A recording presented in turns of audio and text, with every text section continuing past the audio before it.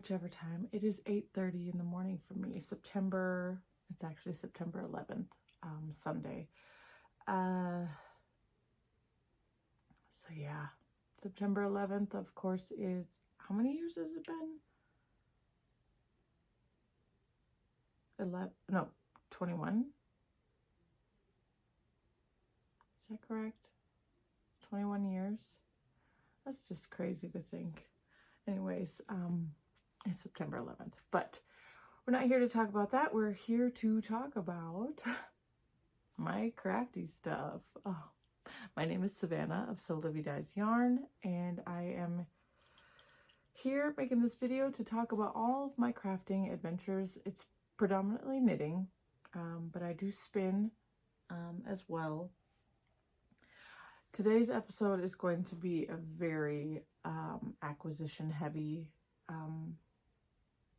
episode, only because I did go to the Salida Fiber Festival yesterday. I didn't get much footage of anything, actually. My whole plan was I was going to go there. I was going to try to film most of it, just like walking around, because it was actually quite small, which was really nice. It wasn't overwhelming in any way, so I'm like, I could have done it, but once we got there, I was so cold, that I couldn't fathom trying to record because I was literally shaking with coldness. I wore a knit sweater because, okay, so I live in Colorado. The Salida Fiber Festival was in Salida, Colorado, which is in the Rocky Mountains. What do I want to say? It has been high 80s this whole past week here in Colorado Springs. So I'm just at the foothills of the Rockies. So 80 degrees, very hot, very, very uncomfortable. Saturday was predicted to be a high of 54 here in the Springs. So I'm like, okay, it's going to be chilly. It's probably going to be more cold in the mountains. So I was preparing for that.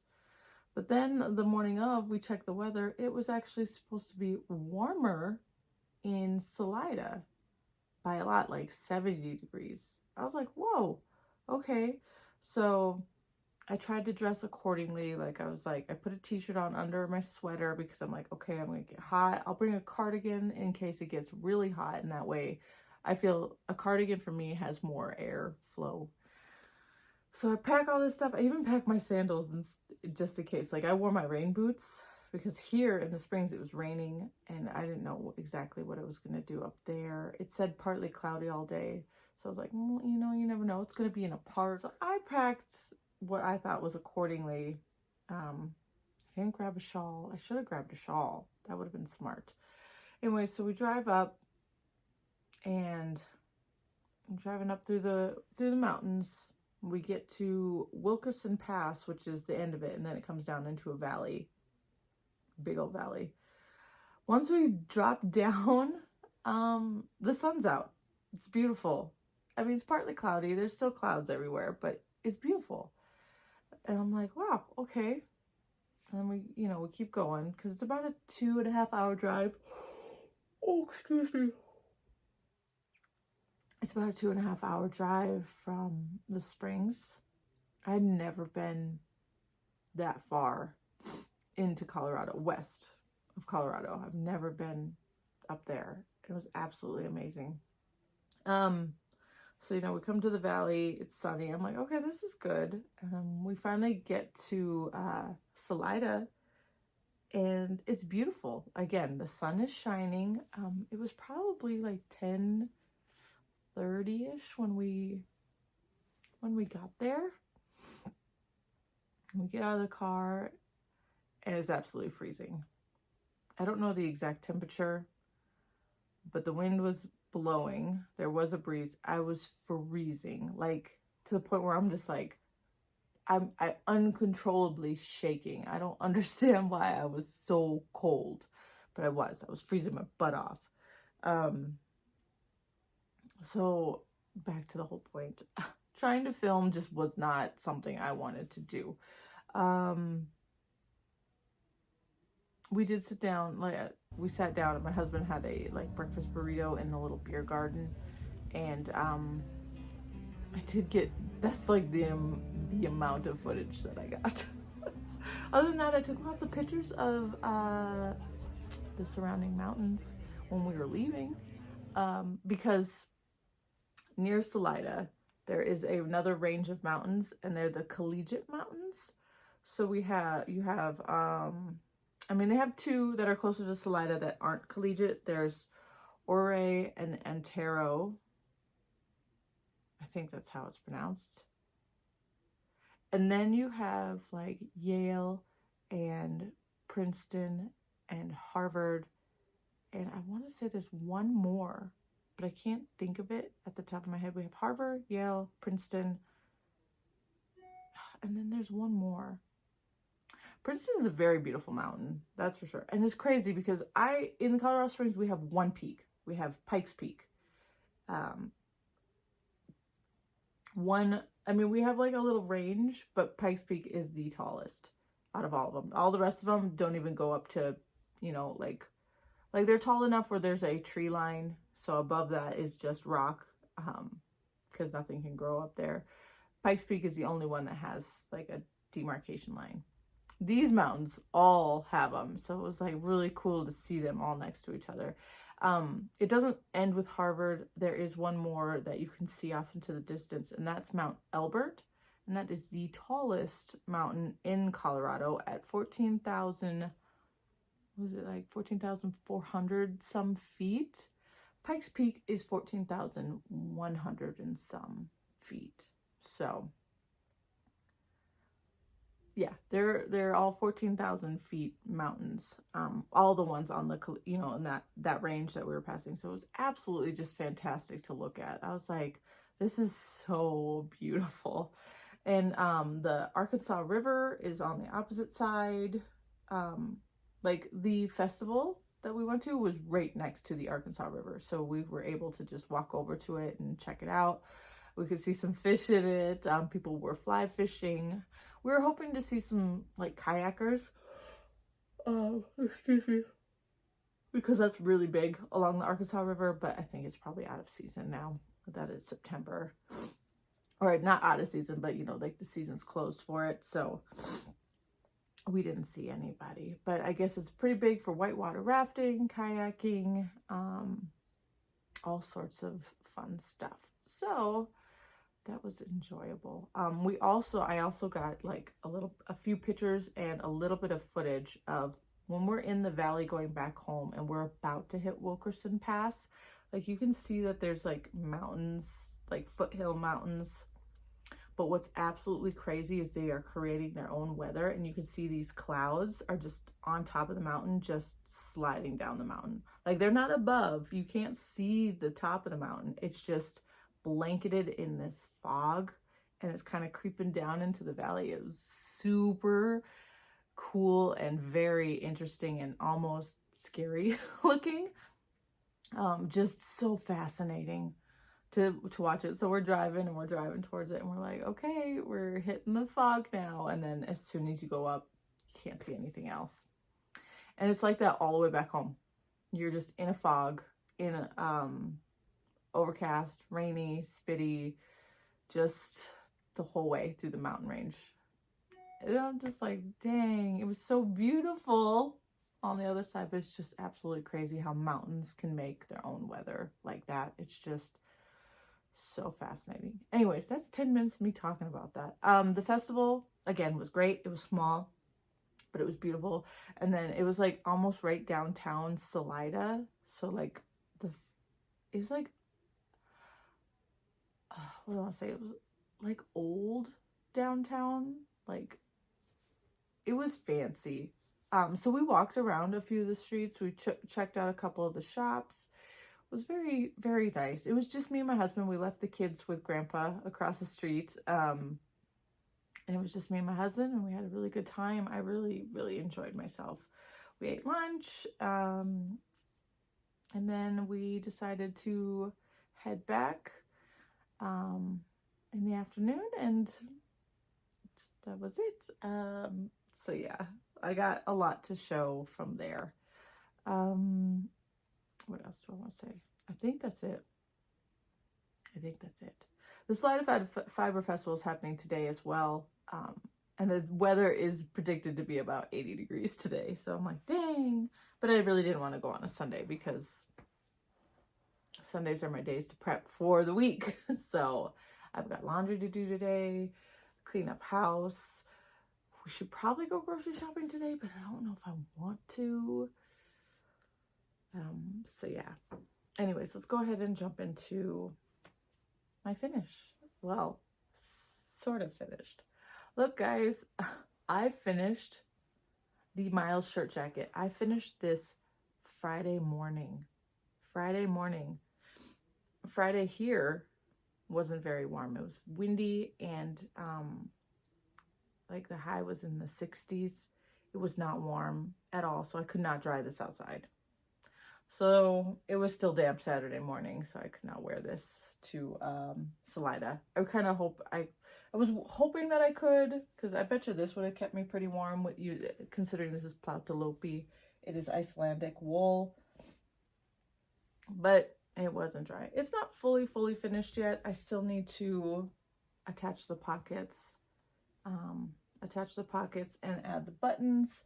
I haven't chosen any buttons yet. I'm going to go through my button stash and see if anything works. If not, I'm going to order some buttons. I'm thinking some like tortoise shell buttons would be really pretty, but we'll see. I haven't tried this on since blocking either. I'd try it now, but I'm not going to take this sweater off, so I'll take some photos and try to add them in. But yeah, got it all finished. The collar was the last bit, and everything's, well, you can't really see it. I was gonna say, I have these strings here. They are woven in, but I just need to trim them. The collar is a fold over sewn down collar. I can go ahead and take this off. She's decent in her little cami.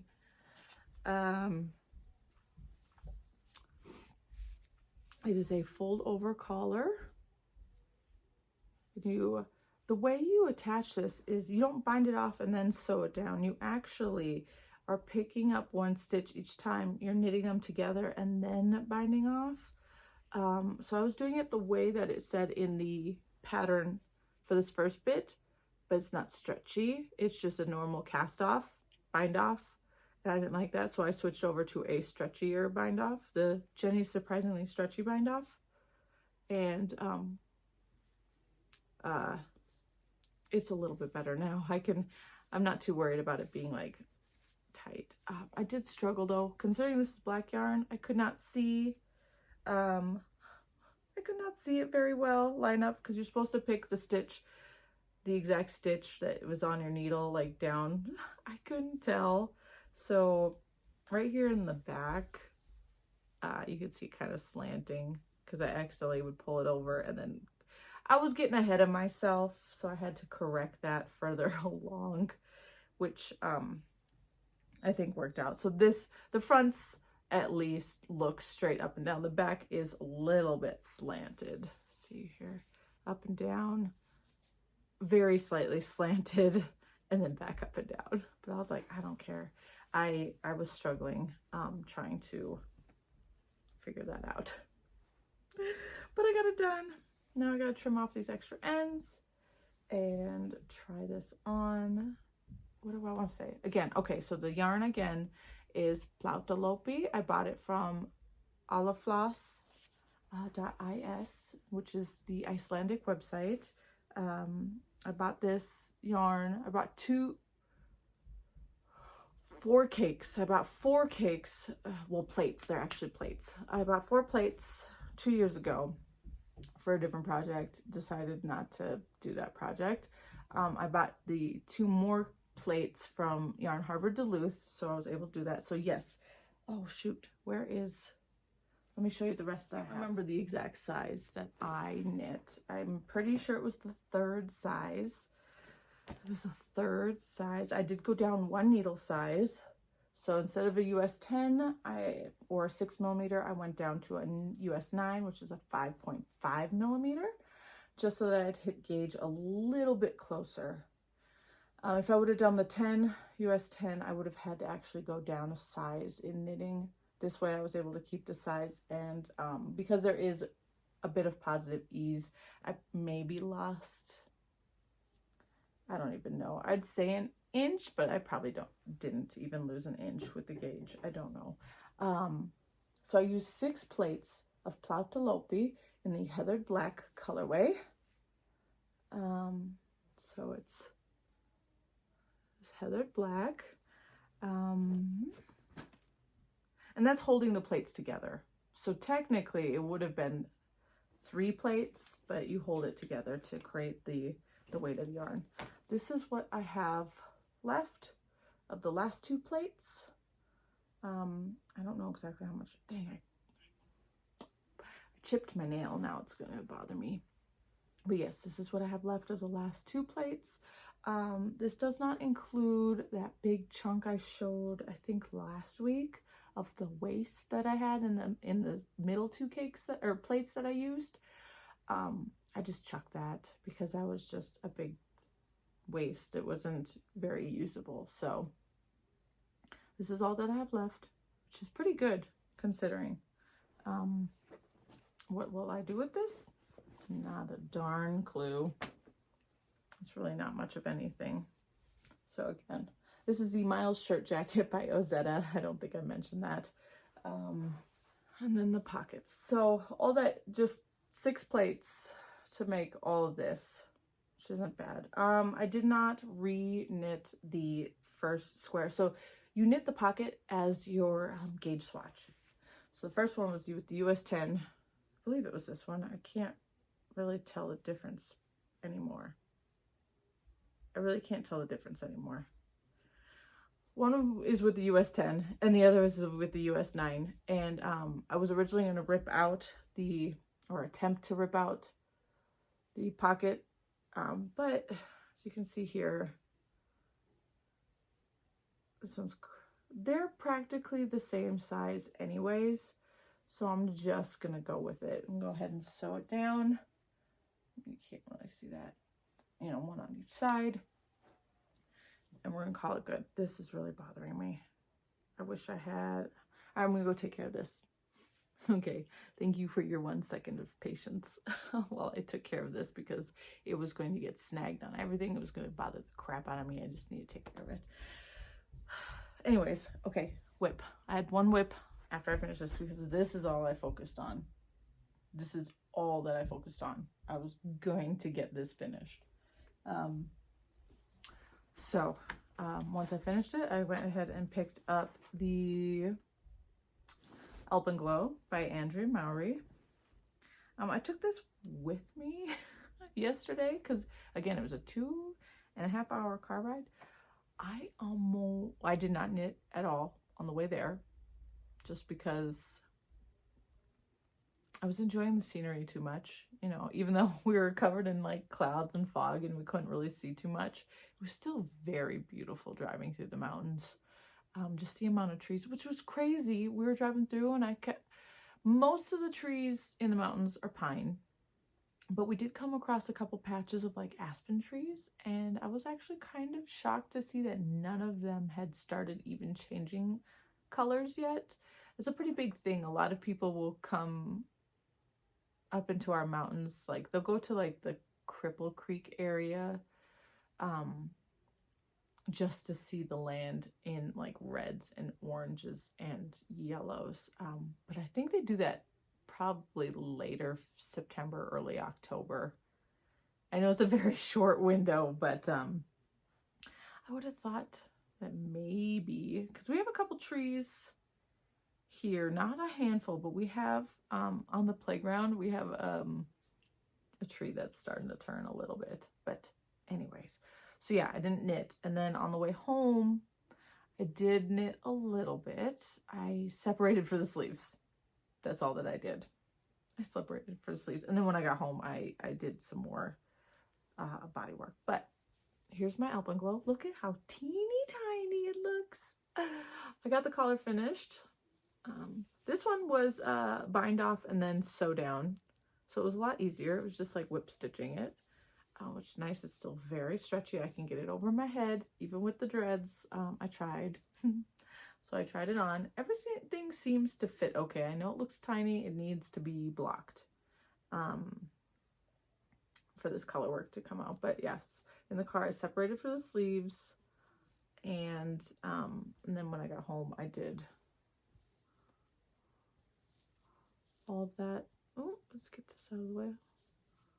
Not a whole heck of a lot for the body, but it feels like a lot because doing these little mosaic bits are very helpful with gauging how much that I'm doing, because it really is just a 10 row round repeat in between each, well, from one row of mosaic to the next row. So that's very doable. And like, okay, we're gonna do our blips and then we're gonna go ahead and get to the next set of blips, kind of thing. So I feel like that's gonna go well for me to get this body done. It's not just straight stockinette in one color, very boring. This is gonna hopefully be easier. So yeah, that's where I'm at. What do I want to say? Yarns. Yarns are all mine except for the colorwork yarn, which is Spin Cycle. So I bought Sport Weight a while back for a different project. Didn't dye any of it because I had planned to just use it as its natural like white cream color. But I didn't think that was gonna be well for this. I probably could have gotten away with it being in the white color. The colorwork might have popped better, especially this purple. But anyways, I dyed this color, this blue color. The mohair is my own hand dyed as well. That's the Artemis colorway from last year. And then the gray color, again, just a nice gray. I originally planned to go pale. I should have, but I wanted to go deeper. And again, so it's a very low contrast, but that's okay. And then the Spin Cycle is the Saddest Place. So yeah, that's where my stitch marker was last time. So right above the sleeve split, and then I wanted to get that collar done to see how it would fit. I'm glad I got it done. I know a lot of people are doing the same thing there, where they're doing the collar first before they move on to the sleeve split. Yeah, I'm glad I did that too. This is a really nice looking collar. This is the first time I've done a fold over collar other than this one. So I wonder how it's gonna look and feel, and if it might be my new favorite. Not that I enjoyed knitting that much ribbing, but I'm glad I did it. So yeah, again, this is the Alpenglow. It's the #1, so the shorter yoke length. It's by Andrea Mowry. It is her Rhinebeck sweater for this year. There is a knit along happening, and it ends, I think, October 15th, because that's the first day of Rhinebeck, I believe. So I'm trying to get the body finished by the end of the month. I mean, it'd be great to get the body and a sleeve done by the end of the month, but we'll see. We will see. Okay, so that's all. That's all for whips, really. Oh, come on. I'm trying to get it all into the bag. So yes. In my Colorado bag.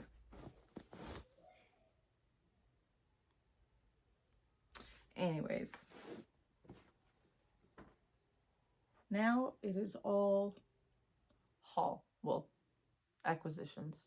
I'm going to try not to call it haul so much anymore, because really it's not. It is just acquisitions. It's not. I mean, this is a bit. It's not a lot, but it's a bit. I didn't buy any yarn. I'm amazed. I do kind of liked one thing that I did see, like yarn wise, but I just chose not to get it. I can get it at a later date. That's fine if I want to, but I got all fiber and 2 non-fibers. Well, three non-fibers. And then this was not part of the Salida Fiber Festival, This is, I don't know if you can see it. Oh, it's very shiny. I ordered this sweater from Pigment and Ply on June 4th, my anniversary. We were at the North Pole, which is a little amusement park. And this went live from Pigment and Ply. It was a pre-order. It says, toss a coin to your knitter. It was part of her Witcher collection that she had going on. I really want it. I finally got it Friday, this past Friday. Yeah. Pigment and Ply is located in the UK though. And again, it was a pre-order. So it's just two hands knitting with the little Witcher sign. And then again, it says toss a coin to your knitter. So I got the large size 3. And it's so comfy. All right, let's go ahead and into what I purchased from the Salida Fiber Festival. Okay, so we got there, we started looking around, and then like one of the first big tents I came across was Greenwood Fibers, I guess. I don't know. I've ordered plenty from her before. I do enjoy her fiber a lot. So I was very happy to see her. She had some very beautiful colors. It was very difficult to pick, but I was very drawn to this one. So she had this one, and then I think she had a similar one, but it was without the black bamboo. So that's what you're seeing here. This is 50% Polworth, 25% black bamboo, and then 25% silk. While I'm not a fan of spinning silk, I really did like this with the black bamboo. The other one did not have that in it, so it was just the colors, like the browns and the grays, and no black. This colorway is called Cappuccino, and it is already a bit messed up because I was so cold that I wore this like a scarf for a while. Everybody thought it was the best thing. They're like, "You're so smart." And I'm like, yeah, I wish I would have brought a shawl, but I wore this, and then my hair was up like this, and then sometimes it would fall down like this, and a lot of people were like, I thought that was your hair for a second. And I was like, oh, this would be beautiful as some hair, but I'm not going to waste it on some dreads. But yeah, and then it kept getting caught on my earrings, unfortunately, so it's a bit messed up. It's not as beautiful and smooth as it was when I bought it. But yes, it's absolutely gorgeous. Oh, it is so pretty. I'm really drawn to, I think I want to knit a brown sweater. I don't have a lot of brown yarn. I don't think I have any brown yarn. I do have a lot of brown fibers though. I probably should buy some brown yarn from Holtz on a Holtz yarn, like on a cone, so I have it for when I want to knit a brown sweater. That'll have to be something in the future. But yeah, very drawn to the browns lately. Think I need a brown sweater. So that was one fiber. And then what was next? We're just dilly-dallying. I saw a couple of things and I was like, okay. I told my husband, I'm like, okay, I'm not gonna grab it now. I'm gonna think on it. If it's still there when we come back around again, I'll go ahead and get it. Kind of thing. So 2 of those purchases will be the last things I show you because they were the last things I got. But the next thing, we were walking around and I saw this super cute sticker. I'll be honest, I thought it was a beaver at first, but after I purchased it and was looking at it, it looks like a groundhog or a prairie dog. We have prairie dogs here, which are absolutely adorable to see when you drive past, like their little colonies, if you happen to find one. So stinking cute. But yeah, look at them. Ooh, so gorgeous. The little name on here says 2 Little Fruits. So I think that's who made the sticker. I don't think that's who the booth that I found this at. The booth was predominantly needle felting kits and crochet kits. Super adorable. Like I was looking at the little table and there was like little felted mushrooms and hearts and just acorns. So cute. But this sticker, yeah, I needed this little guy. So adorable. So yeah, got a sticker. And then my next purchase, I think was this one. I bought a fleece. Probably shouldn't have, but I did. The lady I was talking to, this is 2BU from Hooper, Colorado. I don't know if she has a website, but she has an email on here. But it's called 2BU, like the number 2, and then the letter B, and then U, EWE. So these are her actual sheep. She had a ton of different fibers. This one's a very dirty one, unfortunately, but I made that decision. Yeah, she was talking to me about her sheep, and you know, I was like, oh. And I saw this one, but it was in another bag. So it was a similar, well, it was the same fiber, more in a bag. It'll cost more. This one is only 9 ounces. The other one was 16 ounces. And I was like, I don't need that much. I don't think I need a pound of fiber. But the pricing was very different. The one that was a pound was $55. This one for 9 ounces was only $15. And they were both this dark BFL, which I'll pull it out in a little bit. So I asked her, I'm like, what's the difference? And she's like, this one's more dirty. And I'm like, you don't mean like fecal matter? She's like, oh, no, just the vegetation matter. And I'm like, okay, I can handle that, hopefully. I mean, I know I struggled with my Cormo fiber or fleece that I haven't even finished. I really needed to get on it when it was warm, but it was like too hot to be outside because I don't want to clean it in the house because it's full of vegetation matter. It's going to get everywhere. But yeah, so this one, oh, and the nicer one had a really beautiful like curl and or crimp or curl or whatever you want to call it to the fleece. But again, I didn't want to spend $55 on it. It's very dirty, and that's okay. I will clean it. So this is called Dark BFL. It's really pretty. Look at that curls. Aren't those cute? It's super dirty. And not just, it needs to be cleaned. And she said it's hard to maintain their fleeces because it's so windy in Colorado, which I can attest to. It's very windy. And she's like, the vegetation just gets the dirt, the dust, everything. It really just gets in there. So yeah, she had a lot of fleeces, but it was this color that drew me to it. So I was like, okay, at some point in my life, I will get to it. I do need to put it in a different bag, maybe. Okay, so we kept moseying along, and I kept seeing beautiful things and kept just, you know, bypassing it, like, okay, I don't need it, so I'm not going to get it kind of thing. We came to another booth with some fiber. Absolutely pretty. This lady, oh, okay, which one was this one? I should probably grab these cards out so I know.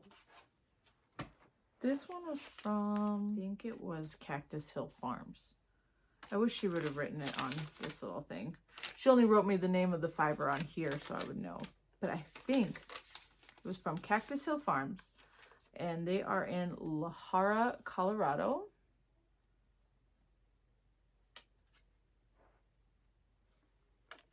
I think so. Sorry. She had a bunch of fiber. And this was prepped fiber. But she had a ton of it. And she was selling it $4 an ounce or $55 per pound. I think that's what she was selling it for. So I didn't want a whole pound and I didn't want 1 ounce. So I got 4 ounces, which is about typical for a braid of fiber. This is 4 ounces. So I bought this 4 ounces. This is thinner though than most braided fibers. So actually when I undo this, it's really long. But it's already ready to spin. I would just probably split this in half, like fold it in half and then split it there so that I can ply it together when I'm done spinning, because this is already nice and thin. But I saw this and she pointed this one out because she's like, you should touch this one. It's really, really nice. Because I was just touching everything. And I did, and I was like, wow, that's really soft. And the color was gorgeous. So this one is a CVM/merino. So I've spun plenty with merino, not a problem there, but I've never spun with CVM. I've never touched CVM. I don't know what CVM stands for, but I did ask the lady, I'm like, what crosses is it? So she believes it's a Rambouillet crossed with a Romney, which again, I've never touched Romney fiber. So, and it's a blend. The sheep CVM is a blend of Romney and Rambouillet. So it's like a crossbreed, like you would breed dogs kind of thing, the sheep. And it's called a CVM. And then she mixed their fiber with a merino sheep's fiber to get this. It's so pretty. Oh, I need to free up my spinning wheel. I was hoping they'd have spinning wheels at the Fiber Festival. I was hoping they'd have sheep and alpaca, but they did not. There was no animals at all, unfortunately. We did pass a very big ranch with alpacas. It was like there was over 100 alpacas on this ranch. It was so gorgeous. I think they were actually at the Fiber Festival, but I can't remember what their name was. But anyways, there was no spinning wheels either because I wanted to look and see which one I kind of have an idea of what kind I want, but I want to see it in person. Anyways, off topic. So yeah, beautiful. And so I'm trying to keep, I really hope it is Cactus Hill Farms, because I remember going into their tent and being like, oh, it's Cactus Hill Farms. I've heard some stuff, not a lot, but they're a pretty big name. Here's it's Cactus Hill Farm on Instagram, or Cactus Hill Farm on Facebook. So yes, keep that all together. It didn't come in a bag or anything, so I should probably find a little bag to put this in. And then the last fiber that I got, this one I went to tent, saw it, fell in love, but left it because I was unsure, because they also had a Salida Fiber Festival like colorway, like a specific colorway just for the festival. It was called Salida Sunrise. Beautiful too. It was like teal, orange, yellow, just absolutely gorgeous, and I loved it. But it was a little bit more pricey, and they all had silk in it, and I didn't want the silk, to be honest. So this other one that I saw, I really, really loved as well. This is from the 100th Sheep, and they're actually located right here in Colorado Springs, that I did not know of, which is really cool. 100th Sheep. And the cool thing about their name is about how Jesus will leave the 99 to find that 100th sheep. It's even a line in one of my favorite songs, like worship songs. So, you know, leaving the 99. Anyways, but I thought it was cool that they're right here in the Springs. Like, but this colorway, this orange and blue right there, oh, just perfect. So this colorway is called Garden of the Gods, which is a really beautiful park here. And there's like big rock formations that are just amazing. And it does have this color, like the rocks are this color, pretty close, if not exact. So I just thought this was amazing. So there was different versions. They had BFL silk mix, which were beautiful, but again, I did not want the silk. So they had this one, which I was like, oh, what's this? And it was this is superfine merino. So it's not BFL, but I do enjoy spinning merino a lot. And this is 6 ounces of fiber, so it's a lot more than earring that I normally get in a braid, which is really nice. So yeah, this is a top. It's just called top. Garden of the Gods, 6 ounces, and it's superfine merino, hand dyed. So beautiful. So this was my last, like, well, I think this was my last purchase, yeah, before this stuff. But again, it was one of those things where I saw, left it, and then came back after I kind of was like, okay, yeah, I'm gonna need it. This is gonna be so pretty. They had so many colors, though. It was so hard to, like, just not get everything. There was no way I could afford everything. All right, these last two are my most expensive purchase, other than the dyed fiber. The dyed fiber was kind of expensive, but these two were the most expensive. My husband kind of was like, you're gonna go ahead and get these, because I've been wanting a pair of these for a while, and this was the best price. The best price I have seen anywhere and everywhere. So these are hand carders. They are made by Ashford. And so what you're going to do is you're going to put your fiber on here, and then you comb it this way. Instead of using those combs that I bought a long time ago, those 3D printed ones, I didn't really like that process. This was the last process I wanted to try, because I've done flicking. And flicking is where you take like a smaller one of these, kind of like a pet comb size, and you just hold the fiber in your hand, and then you just flick it out, and then flip it over, and you can do the other side. So there's that, except I've gotten myself a few times with the teeth, and that does not feel good. But that's flicking. And then there was carding, which I have not done yet, and I was kind of debating on, because these are very expensive, and I didn't want to just willy-nilly buy. Like, seriously, these are the cheapest. I think they were $57 before taxes, and the cheapest I've seen was $65, and that was from the Netherlands. So anyway, so I got these. What you do is you put your fiber on, and then you're just gonna comb. You're not really trying to catch the teeth, but you're gonna do this, and then you're gonna flip it and do it again. And you can also make Rolegs off of these, so you just roll up the fiber. So yeah, I have like all the fiber tools now. I have a blending board. I have combs that aren't like perfect combs, but they're combs. And then I have a little pet brush for a flicker. A flicker from Ashford is just, again, it's a smaller square of this, and then the handle's a lot longer. So it really isn't that much different. I could probably use this to flick with if I wanted to as well. So yeah, I got these. Ashford carding combs. Look at me. Yeah, I was all about the fiber. Like I said, I didn't buy any yarn. I don't need yarn. I don't need fiber, but it's really fun. So, and then my last purchase, I got a free sticker from Hummingbird Moon. She's another Colorado-based dyer. But she had this. She had this in her shop, and I've been wanting. Look, it's the big one. So I have a small one that I bought from Ruby and Roses, and I know I've talked about this in the past, how I wanted to buy so here's my little one. Here's my big one. About how I wanted to buy a big one from Ruby and Roses, but I didn't like the price. I think Ruby and Roses was selling hers for almost $80 for the big size.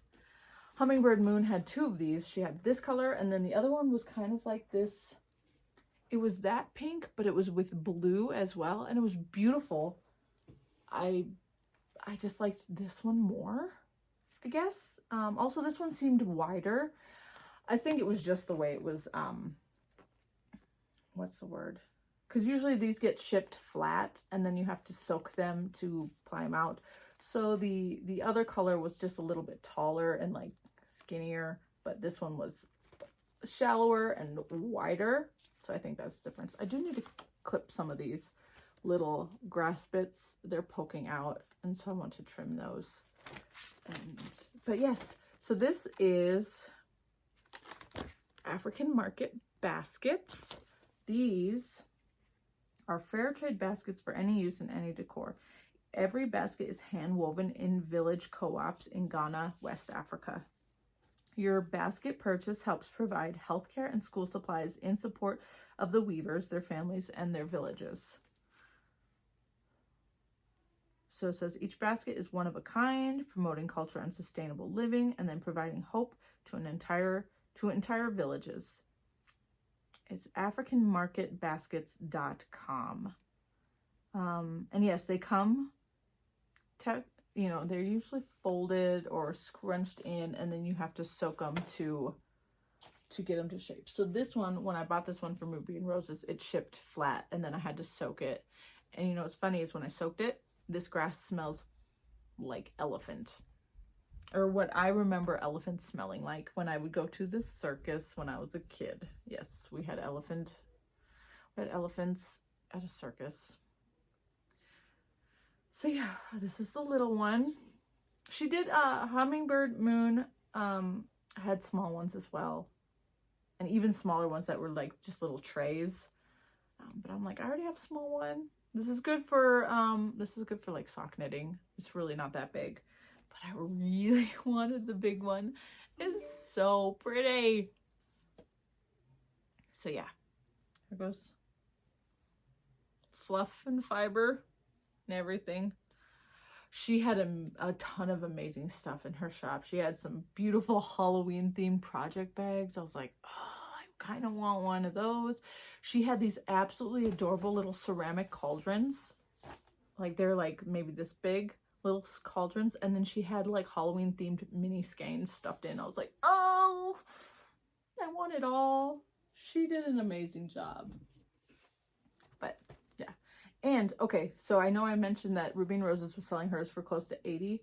This was 54 bucks. And I don't think there was any tax on it. I know some things, well, my husband was the one paying for everything because he was super sweet and he was just taking care of the money for me. So I didn't have to. And he told me that some shops did charge tax, and then some shops just had the tax already built into the price. So I think this is one that was built into the price. So I was like, dang, that's a really good price. So yeah, I was glad that these were still there when I walked back to check, because I was like, yeah, I really want one of these baskets. So beautiful. Anyways, so yeah, and as you can see here, little brochure. I did not get a Salida bag or a Salida Fiber Festival pin. I should have got the pin, but I did not. And they just explained some stuff. There was a little silent auction that I did sign up for one thing, but did not win it, which is okay. They had a color work contest. Some beautiful things. They had, like I said, they had a little beer garden. Oh, there was a pop-up fashion show. I did not see that. I wasn't paying too much attention. There was demonstrations like wet felted textures and rigid heddle weaving, drop spinning, other fun stuff, peg loom weaving. Ooh. But I did not participate in any of that stuff. So like I said, we got there, I think maybe 10:30. We made it like halfway, and then my husband wanted to get a burrito from the beer garden, which was fine. Neither of us had eaten, so I let him eat. He wanted to get a beer, but he wasn't sure that they were even serving them yet. So we skipped that, and then we finished, you know, we went and looked, and then we went and put everything in the car because we parked pretty close, which was really nice. We went and put everything in the car. We walked back in, did another like kind of round again, just to look, got a couple more things like the basket and stuff, the carders, the fiber. And then we did a little trip downtown, that downtown area. Like I said, there's some really nice, like they have a bike shop. There was like a hiking clothing store, very fancy. There was another, like, it was like a big craft store. So they had a little bit of everything. They had wool, they had yarn, they had painting and cross stitch and all sort, like everything. They even had, okay, so I've been following this lady called Dunspun on Instagram, and she has this big triangle wooden frame and it has nails all along it, and she's been weaving shawls, and I was like, wow, that's beautiful. I think I might want to do that. They had those there. They had several different sizes of these. I don't know, are they called peg looms? I don't know. Just amazing. And but the prices are really expensive, so I'm just like, maybe we can make our own. Either way, I was explaining it to my husband because they had one of those shawls finished on a mannequin. I'm like, I've been kind of interested in this, and I'm just like, maybe we can make something like this, or I don't know. So he got to see that, which was nice. I was able to show him without just trying to explain it with words. Yeah, so they had that really cool shop.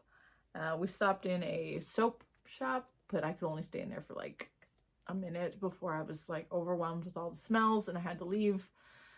It was like bath bombs and soaps and teas. It was very pretty, but my nose couldn't handle it. And then another shop that was just kind of like we went into like a Five and Dime. It was called Five and Dime. It was really cute. And then another store that was just like handmade jewelry. There was artwork. There was just a bunch of like random stuff. It was super cool. I think we had a good time. I had a good time. I hope he had a good time. And then we had lunch. He did get his beer at one point, but we went to it was called Pizza Rio, and it's right on the river. So it was right across the street from the Fiber Festival. And we had food. The pizza was actually really good. And then we made our way home. We got home about 5 o'clock. It was raining and cold and gross here, but yeah, that was what we did. Oh, excuse me. All right, so that was my adventure this past weekend and week. Again, just gotta sew on the pockets and get some buttons. Ow, I have a sliver from that basket. Okay, I'm gonna let you guys go because I know this video is super duper long. I know I talked forever today. Okay, love you guys. See you next week.